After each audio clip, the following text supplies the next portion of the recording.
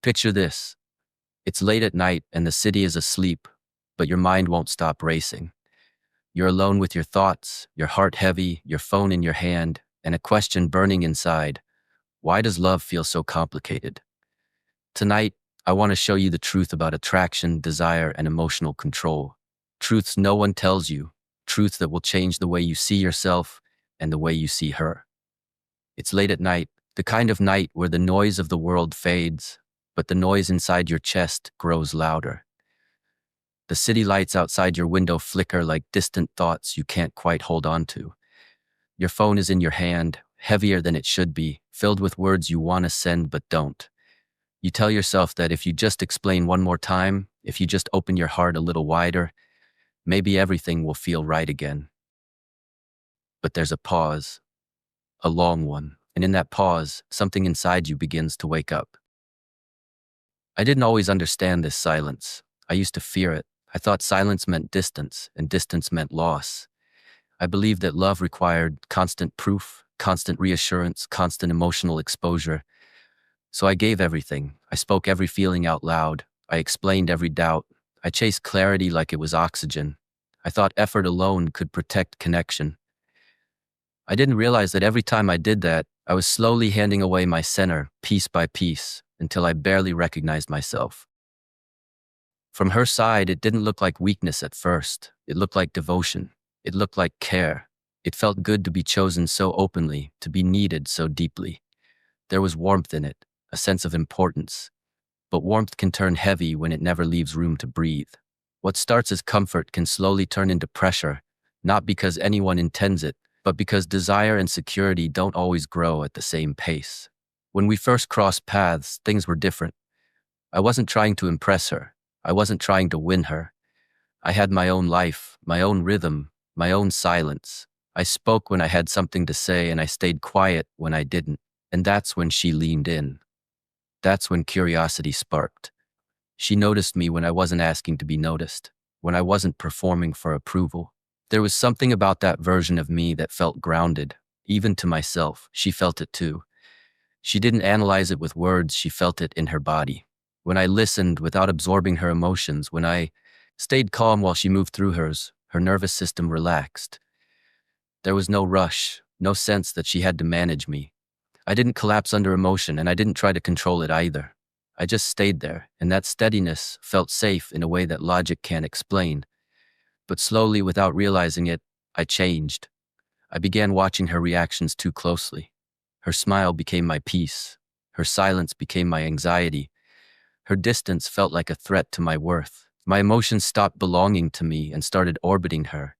I didn't see it happening, but I handed over the steering wheel of my inner world, thinking that was love. That's when something shifted for her. Not suddenly, not dramatically, quietly. She didn't wake up one day feeling different. It crept in slowly. When I reacted to every shift in her mood, she began to feel emotional weight. Not because she wanted power, but because it felt like her feelings carried consequences. And desire doesn't survive well in spaces where freedom turns into responsibility. This is the part men aren't warned about.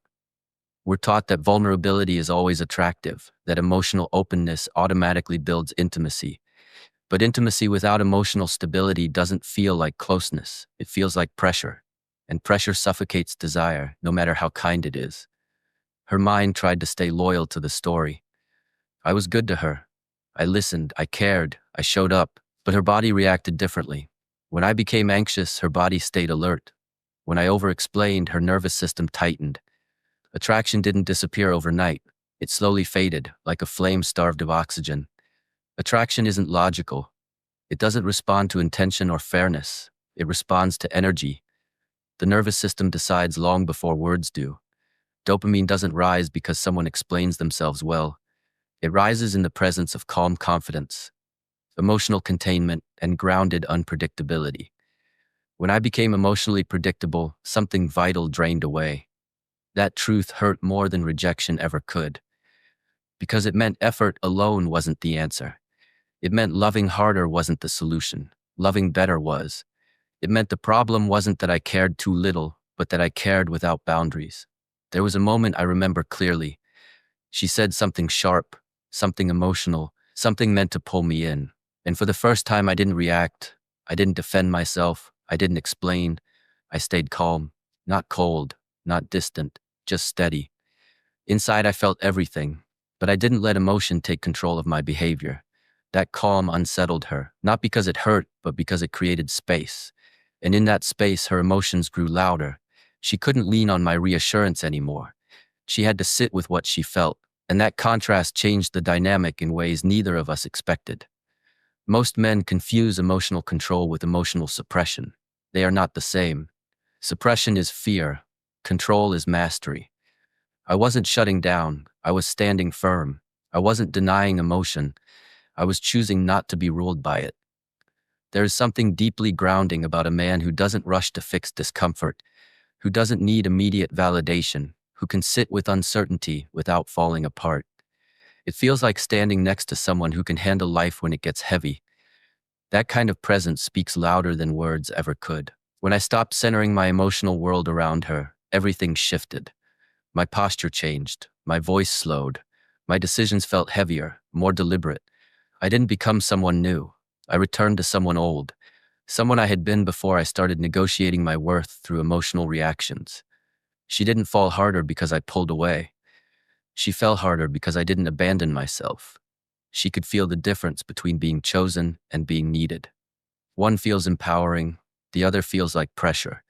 Attraction doesn't grow from emotional flooding, it grows from emotional containment. A man who can hold his emotions without spilling them everywhere becomes rare.